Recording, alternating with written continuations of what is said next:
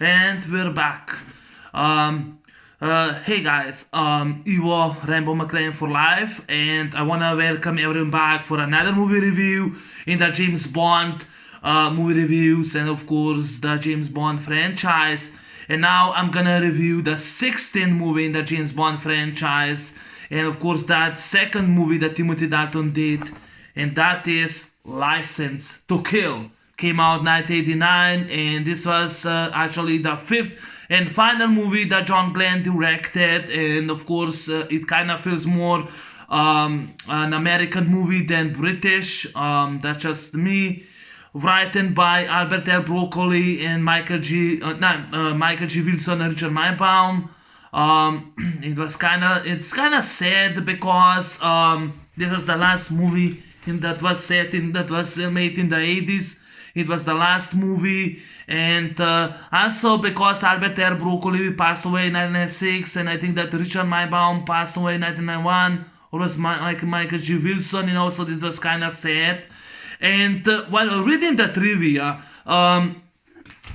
this Bond doesn't have that much sex, doesn't even have much sex, it's actually more darker, more grittier because Timothy Dalton wanted that his character Bond is more darker, more grittier, and I think that by many is considered this the best Bond, the best John Glenn movie that they directed. I think it's a good Bond movie. I think it's a good action movie, but it's not what I was looking for. This movie kind of feels more revenge film, and I have nothing against those kind of films, but I think that the revenge film should not be on Bond. That's one of the reasons why Quantum of Solace I hated that much. Because it was so shitty as movie I have seen. And this is more a revenge film. If I wanna watch a revenge film, I watch Death Wish films. I watch Sudden Impact, which I love that movie to death. I review it. Previous month I reviewed that film. If I want to watch, I watch The Punisher 2004. Maybe even the 1989, the same year that this movie came out. But License to Kill was a good film. Just to me, it doesn't feel like Bond. It was kind of different. It feels like a pretty different movie. Like I would watch an action film.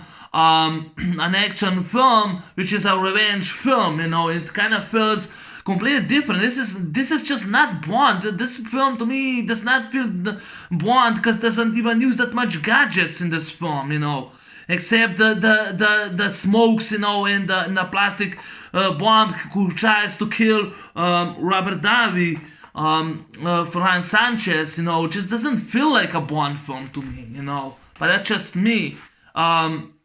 But this Bond doesn't have that much sex because that time there was a pandemic, and of course, that time it was declared a pandemic with AIDS, 1988, 1989, and Timothy Dalton denied everything, but in 2007 he admitted it was true. Maybe, I don't know why. This was Timothy Dalton's last film that he did, that he played the last time James Bond. And actually, Timothy Dalton, he wanted to do the third movie. I think was the Property of a Lady. The third movie, which will be filmed in 1990 and probably would came out 1991. But because producer Albert L. Broccoli told him that after this movie that he will have to do one Bond movie is not gonna be enough, And that's one of the reasons why this is the last movie that Timothy Dalton did, and he announced retirement in April 11th, 1994. He announced retirement, and his contract was then expired because that time there were legal issues between MGM, I think it was Eon Production, I'm not sure, but there were legal issues, producers were suing each other, and of course in 1994 the 5-long-year contract expired by Timothy Dalton. So he announced his retirement as James Bond, and this was actually his last and second movie that he did. But yeah, it was actually a really good movie. Many consider best for the action scenes, for explosions, the action scenes, and so on. I like this film. I really, really like this film, but I'm not gonna consider this my favorite film. But this is actually how the actor should be, because I saw that Timothy Dalton did almost all his own stunts, 89% he did his own stunts, while Roger Moore couldn't do it, In the last like 3 movies he couldn't do it, which is kind of really disgraced, No offense, but it was. But Timothy Dalton pulled it off, and he played respectfully. He played great. He played great James Bond, so he was awesome. He was great. He did great job. But yeah, so the movie talks about this about the biggest heroin supplier in the US. Of course, the story talks about one of the biggest heroin supplier in the US, a drug lord, Franz Sanchez, played by Robert Davi. Robert Davi did this movie behind me, Die Hard, He played a good guy in this movie, And he's the biggest drug lord, He's one of the biggest drug lords and the biggest heroin supplier. And because Bond and Felix Leiter, played by David Harrison, he was in Live and Let Die, because it's the same plot. David Harrison plays Felix Leiter. Felix and James Bond capture Franz Sanchez and they help DEA, and they bring him to the police station while Felix Leiter is getting married to Della Churchill, played by Priscilla Barnes, and while James is happy for his friend Felix Leiter from the CIA, Franz Sanchez escapes from prison. While he's been transported, he escaped because there's an inside man, and he helps him to escape from the capture. He escapes, and for the revenge, he goes and kills Felix Leiter's new bride, Della, and he throws Felix into the pit with shark. While when James Bond finds out that James Bond, he goes now on a suicide mission, because now he becomes a rogue agent, because British, they had nothing to do with Americans, and because Bond breaks the order, and he doesn't go to Istanbul, his license is now revoked. AM revokes him. Robert Brown respectively returns as M. He revokes him, and Bond now he escapes, and he starts hunting Sanchez and goes on his own brand of mission and justice, And James Bond, he's also looking. He finds this girl, Pam Bouvier. She worked with. She was actually undercover CIA agent. She was working with Felix Leiter.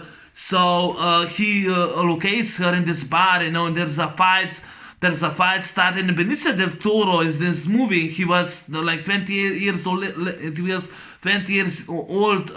20 years old, and he was really young. It was the first time he was this movie.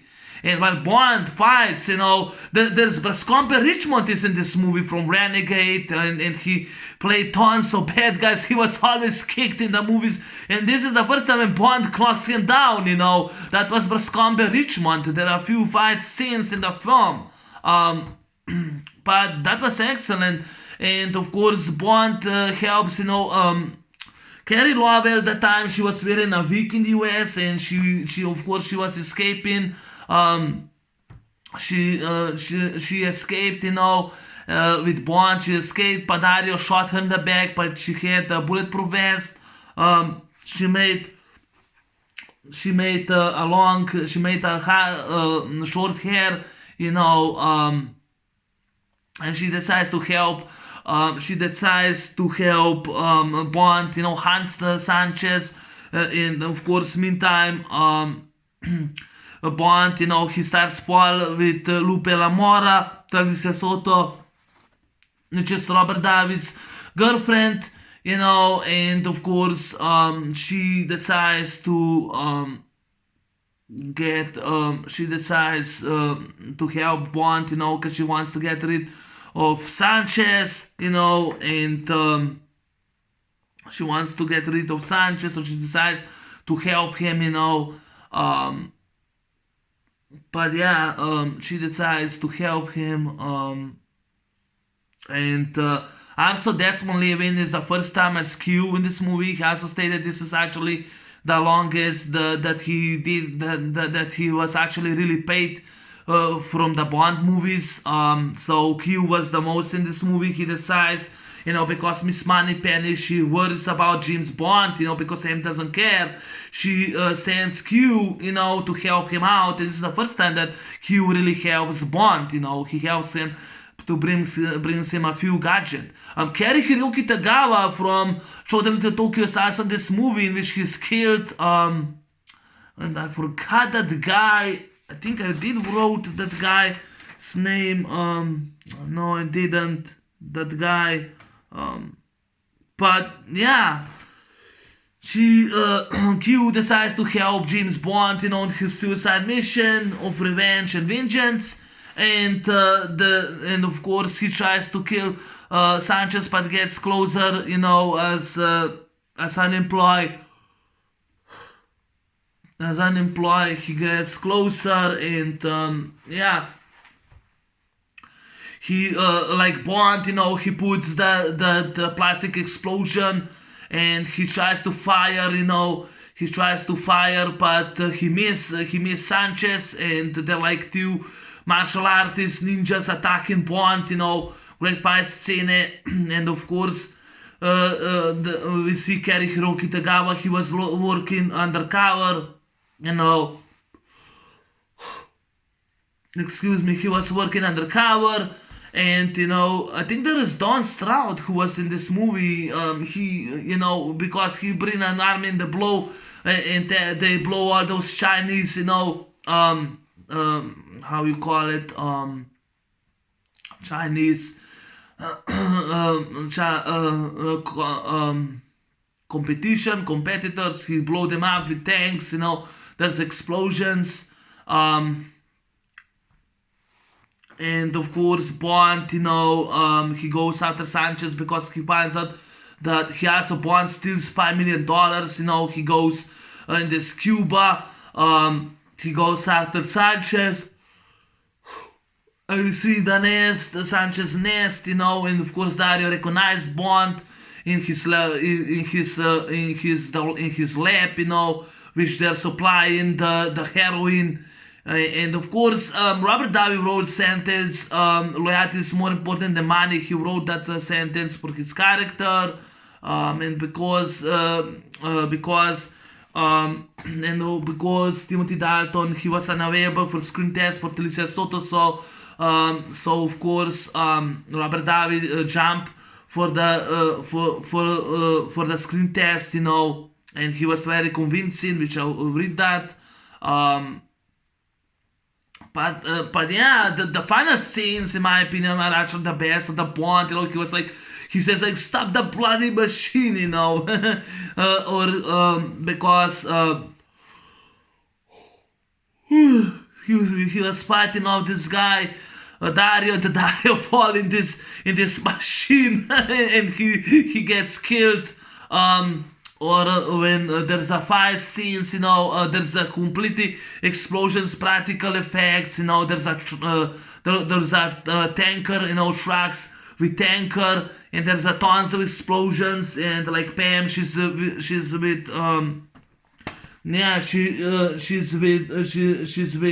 the airplane, and Bond is driving the truck. Timothy Dalton actually really did drove a truck in this movie, the tanker. And also by the finale, when Sanchez been killed, Timothy Dalton was running away. It was understandable, Michael Gene Wilson confessed it wasn't a stunt double. It was actually Timothy Dalton. It was him who was running away from the exploding tanker. And that those are actually those practical effects. The explosions were done for real. For $33 million budget, that was done really damn good. The stunt team really did their job. And yeah, I think that of course the cast did a great job.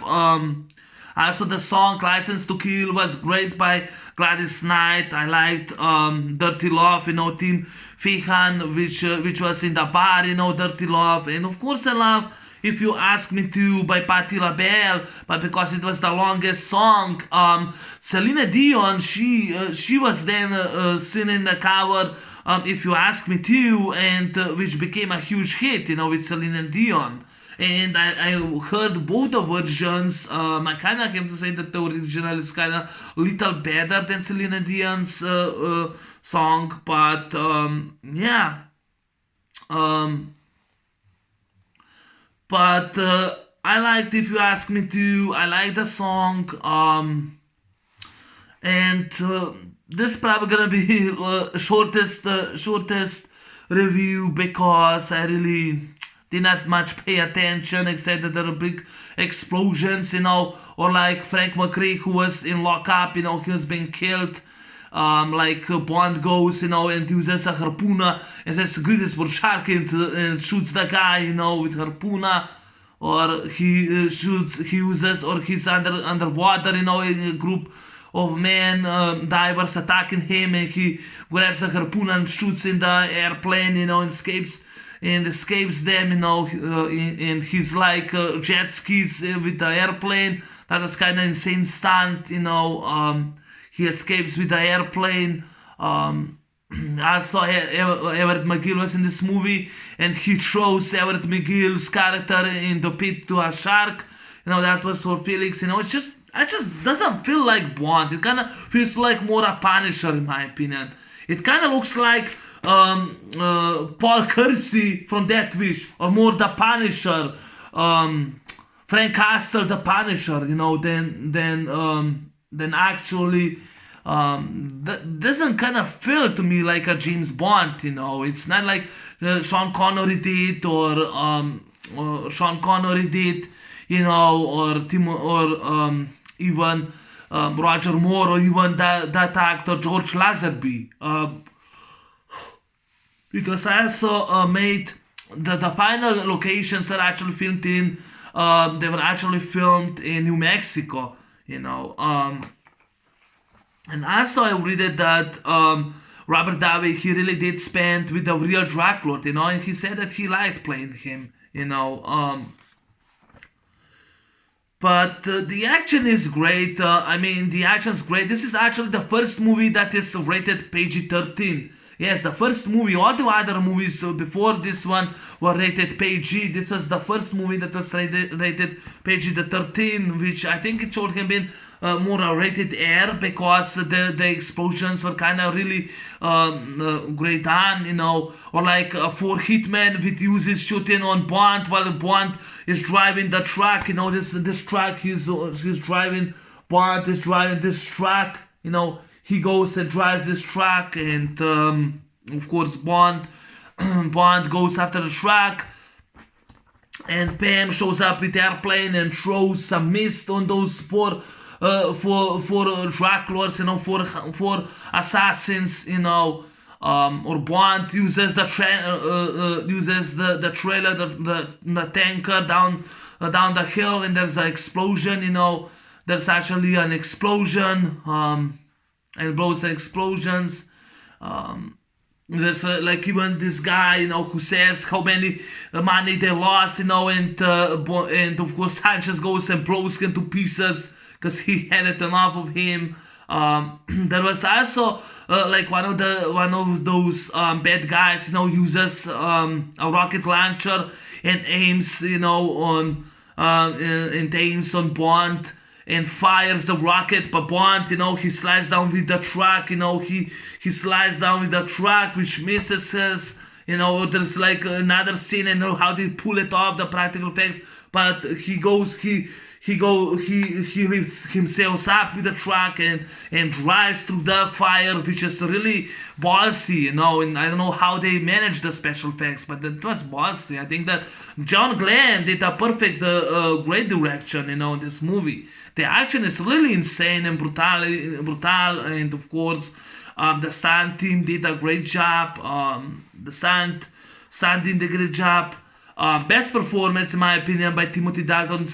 I would still say that, in my opinion, not License to Kill, the other movie, The Living Daylights, is actually my favorite movie that he did, because I grew up more watching that movie before I even saw this one. I saw in elementary school when I think I was in sixth grade. I think I was sixth grade or seventh grade when I saw this movie for the first time on TV. But I grew up more watching The Living Daylights, for Timothy Dalton. So that's one of the reasons why it's my favorite Bond movie. But there are big explosions, the action, the big explosions. Like there's like a tank. Don Stroud uses a tank and blows Kerry Hiroki Tagawa, and the other Chinese government, to pieces.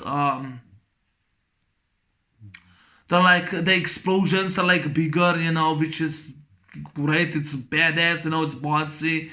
I think that it was kind of really like Timothy Dalton said, it's way too dark, grittier, which it was kind of way too dark, and also this is in which Bond doesn't have that much sex,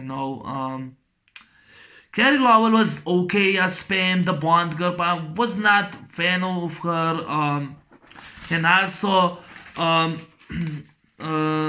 Wayne Newton, who played Professor Joe Butcher, who was ripping off people, which he was raising money for the drugs, Wayne Newton, he made a few calls and asked producer if he could have a cameo scene, because he always wanted to play in a Bond film, so his wish was granted, so he get the character Professor Joe Butcher,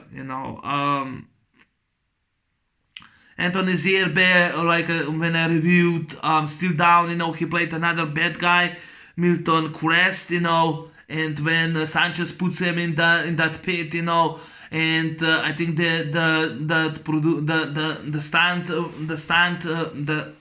the special effects team, they actually made his face, which is actually more vicious, so they had to tone down those scenes, because there won't any problems with MPA ratings,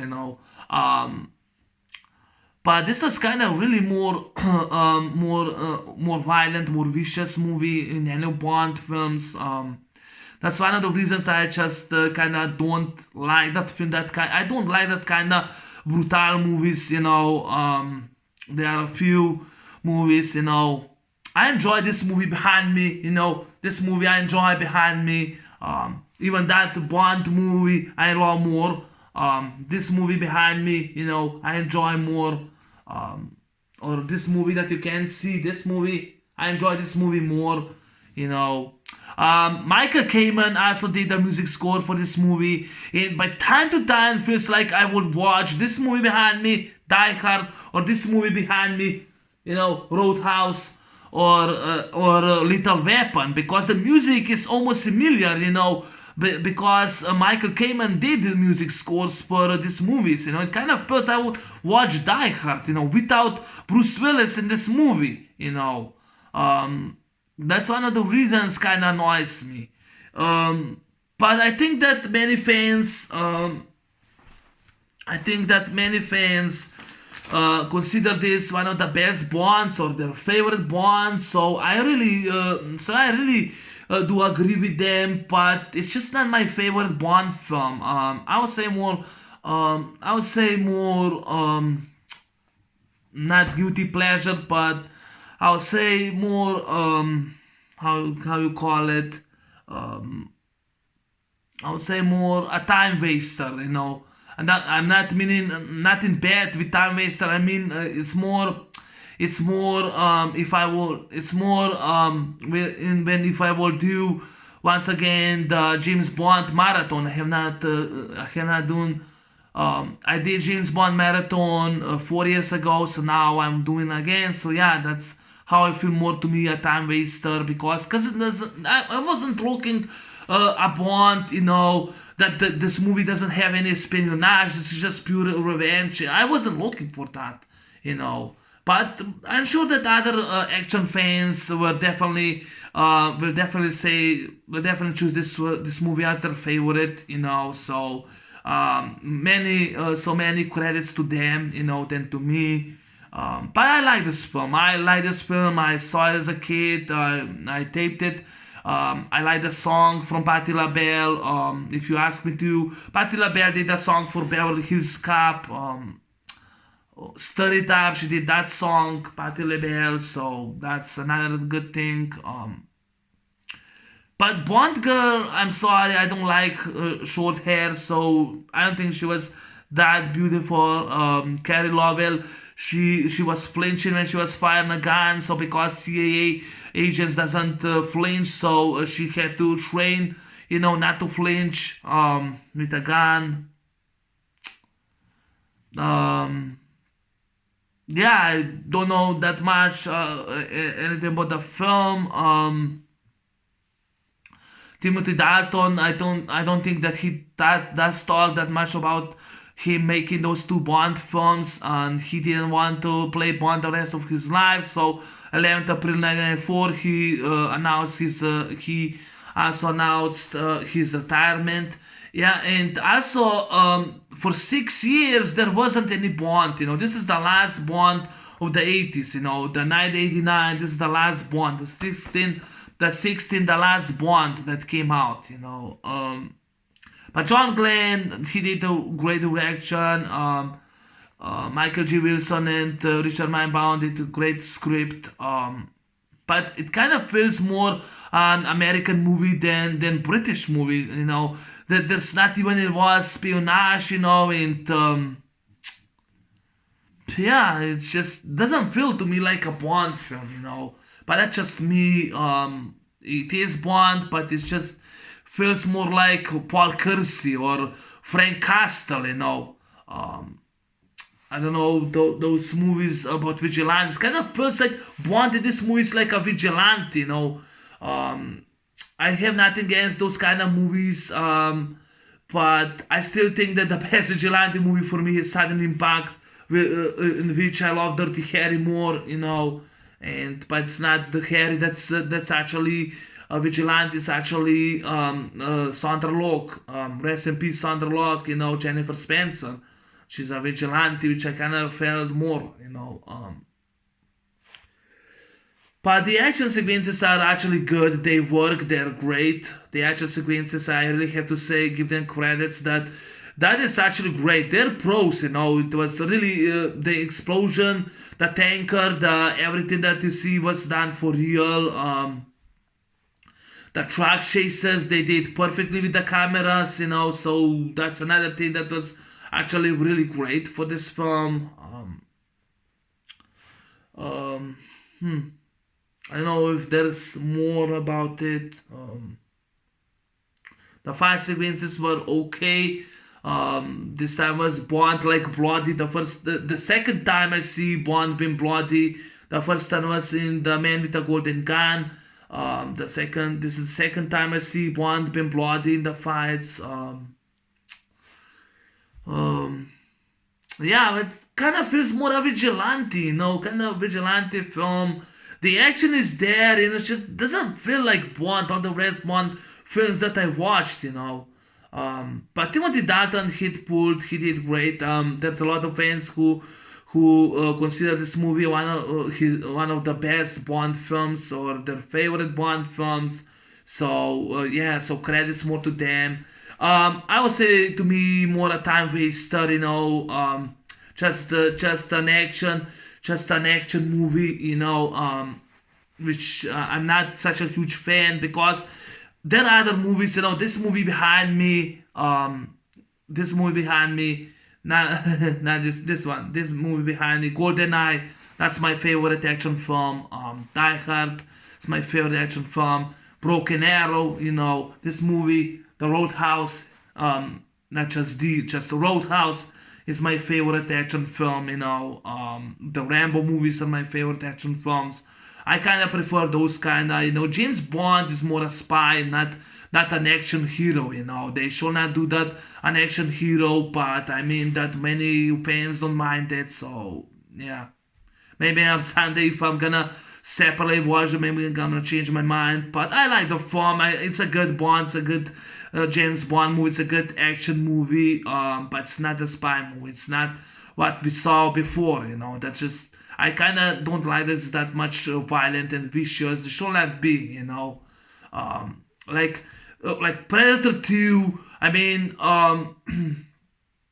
Siska and Amber were complaining about the violence. They should complain about this movie violence, which this movie had actually really tons of violence. I don't know why it was even rated PG-13. Should be more rated X or NC-17, or maybe rated R. And there is still one of my problems with the film. How did even Felix survive? How did he even survive this movie? He was shown to the shark in the pit. He should be killed dead. But they went.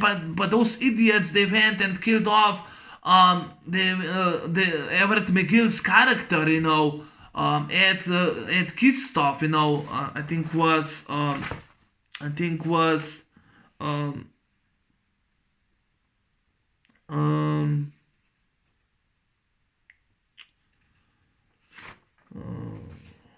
I can find the guy.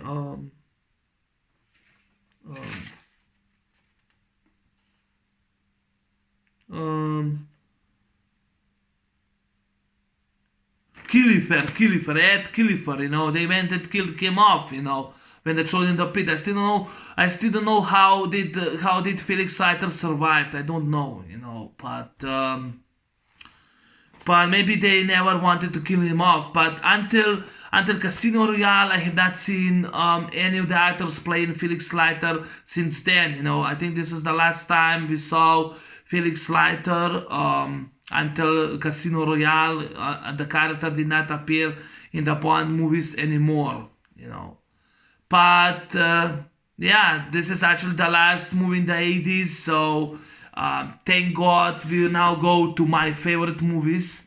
And yeah, the next movie that I'm gonna review is gonna be GoldenEye, my personal favorite action film, my personal favorite James Bond. And that video is gonna be on hour long. Yeah, I'm gonna talk for hour because that movie I love to death. But this movie I like. I still think The Living Daylights is much better film, much better fast paced. I can get it, especially the third act in that film in which they were in Afghanistan. I thought the fight scenes were much better. I thought that The Living Daylights was more a spy film, more an double cross, more a spy film and more serious that Timothy Dalton played, the first time. This is just more a vigilante film, more an action hero. They should just stay by the original elements, by being a spy, not being an action hero. James Bond is not an action hero. He's a British spy in his secret service, in his Majesty Secret Service. Not an action hero. They should not do that. They should just stay with those elements and that's it. In my opinion. But this movie was a world hit. It made $156 million, worldwide. So it was a huge hit. So that was us in the box office, and of course, this became one of the best Bonds. Many consider this John Glenn's best Bond that he directed. Like many fans.